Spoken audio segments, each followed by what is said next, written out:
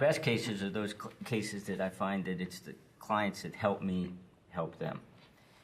And most of as a private defense attorney, at least for the most part, we're not getting a lot of repeat offenders, a lot of recidivism.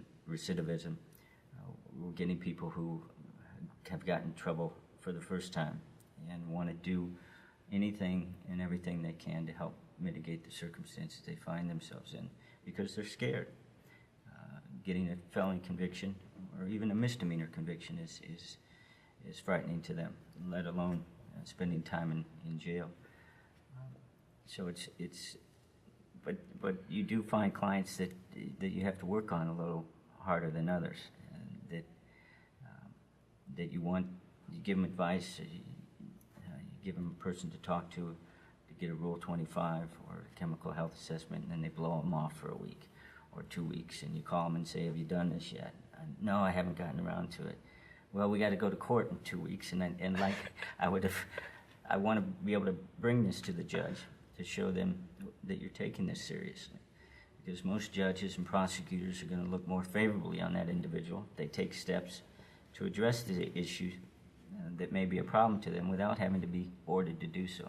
This concept I talk about all the time with my clients about being proactive versus being reactive. I mean, if you're proactive, if you go out and try to take some steps to be able to show the prosecutor, show the judge, this really was a one-time situation.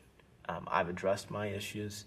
I'm going to make sure that I'm not going to be in front of you again, Judge, because we've been in court. You hear that all the time. You know, Judge, I promise not to be in front of you again. And then 2 or 3 years later, we're in, maybe not with that client, but you see that same client in front of the judge again. So I think one of the nice things about this law firm here is that, and different from a law firm I've worked in the past, is we do have some people on staff that I think is very helpful when it comes to doing investigation. Oftentimes, the cases, we've talked a lot about the cases that maybe resolve short of trial.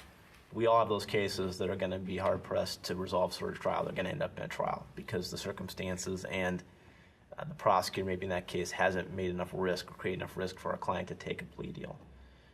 In those situations, I've found that having a private investigator on staff to go out and actually do some of the investigation sets us apart from some ways from a lot of other attorneys.